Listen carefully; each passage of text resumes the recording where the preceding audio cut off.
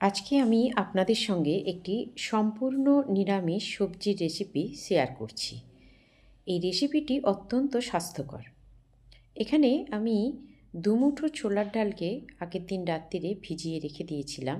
এখন ভালো করে ধুয়ে পরিষ্কার করে আমি এটাকে একটা মিক্সিংয়ের মধ্যে নিয়ে নিলাম। এটাকে একটু বেটে নিচ্ছি, তবে একটু খচখচা করে বাড়বো, একটু কচকচ করবে যাতে, খুব একটা মোলায়েম করে বাটবো না। আর এর মধ্যে দিয়ে দিলাম অল্প একটু আদা বাটা, একটু লঙ্কা বাটা আর স্বাদ মতো নুন।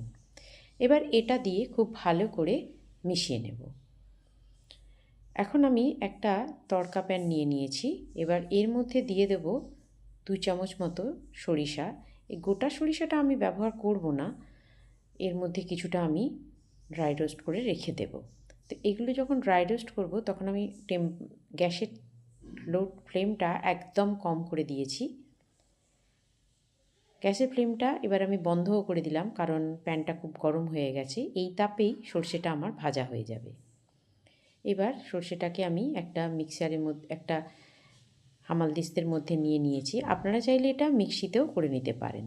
এটা কিন্তু স্টোর করে 10 দিন মতো রেখে দেওয়া যায়।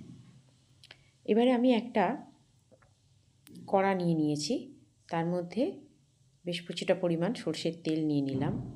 সর্ষের তেলটা গরম হয়ে গেলে এবার এর মধ্যে আমি বেটে রাখা ডালটা দিয়ে দেব। নির্দিষ্ট কোনো শেপ দেওয়ার দরকার নেই, কারণ এটাকে আমি যেরকম ইচ্ছাভাবে ভেজে নিতে পারি। এমনকি আপনি গোটাটাও একসাথে দিয়ে ভেজে নিতে পারেন উল্টে পাল্টে, কিন্তু আমি এখানে ছোট ছোট আকারে করেই বড়ার মতো করে দিলাম, কিন্তু শেপ দেওয়ার কোনো রকম দরকার নেই। এবার এটা এক পিঠ হয়ে গেছে, আমি আরেক পিঠ উল্টে দেব। এই বড়াগুলো ভাজলে খেতে এতই টেস্ট হয়। এমনি সন্ধেবেলা যারা টিফিনে মুড়ি খান বা চা খান, তারা মুড়ি বা চায়ের সাথেও এগুলো স্ন্যাক্স হিসেবে খেতে পারেন। আমার বড়াগুলো পুরোপুরি ভাজা হয়ে গেছে, তো আমি এখন এগুলোকে তুলে নেব। এবার বাকি যে তেলটা রয়েছে ওই তেলের মধ্যে দিয়ে দেব একটা তেজপাতা, আধখানা শুকনো লঙ্কা আর হাফ চামচের মতো পাঁচফোড়ন। পাঁচফোড়ন থেকে খুব সুন্দর ভাজা গন্ধটা যেই বেরোবে, আমি এর মধ্যে দিয়ে দেবো কেটে রাখা বরবটিগুলো। যেহেতু বরবটির চচ্চড়ি, তাই বরবটিটা আমি পরিমাণে একটু বেশি দেব। আর এর সঙ্গে আমার কাছে ছিল দুটো পটল, আমি সেই পটল দুটো এর মধ্যে দিয়ে দিলাম। আমি যথারীতি পটলের বিচিগুলো ফেলে দিয়েছি, যেহেতু আমার বাড়িতে কেউ খায় না। এখানে ঢাকা দিয়ে দিলাম আমি 2 মিনিটের জন্য। আপনারা কিন্তু পটলের বিচিগুলো চাইলে দিতে পারেন। এই সবজিগুলোকে যতটা ভালো করে ভাজবো ততটাই কিন্তু রান্নার স্বাদটা খেতে ভালো হবে। এখানে আমি দিয়ে দেব একটা ছোট সাইজের আলু আর এক টুকরো ঝিঙে।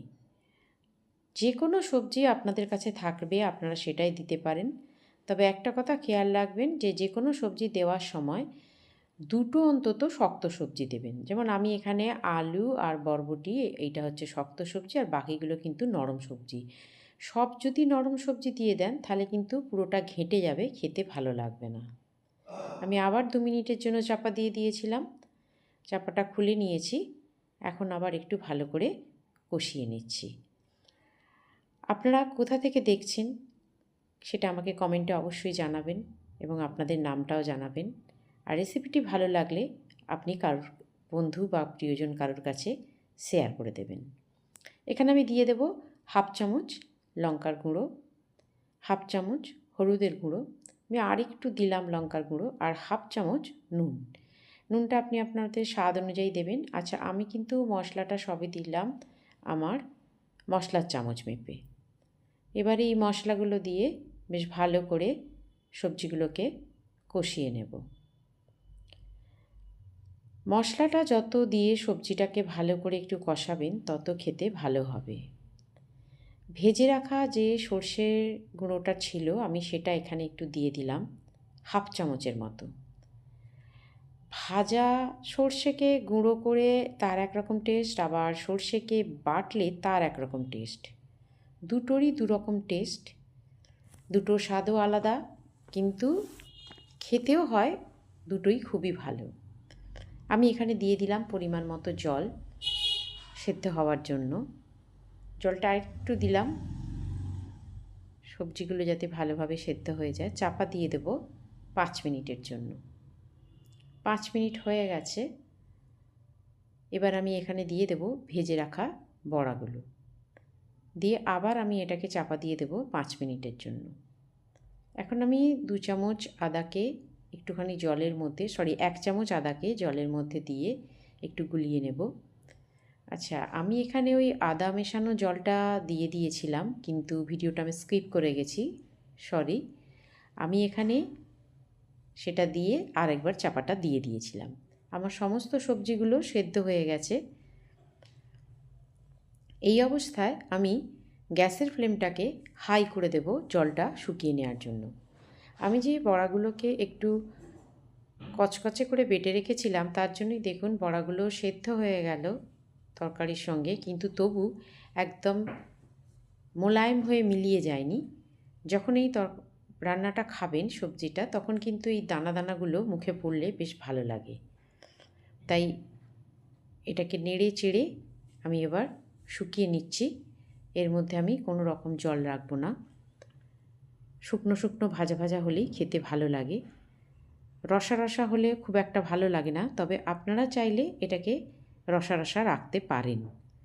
এখন আমাদের এই বরবটির চচ্চড়ি একদম রেডি। অবশ্যই ভাতের সঙ্গে একদিন এই সুন্দর সহজ সরল রেসিপিটি ট্রাই করে দেখবেন, আশা করি প্রশংসা পাবেন। থ্যাংক ইউ সো মাচ এতক্ষণ ধরে আমার রেসিপিটা দেখার জন্য।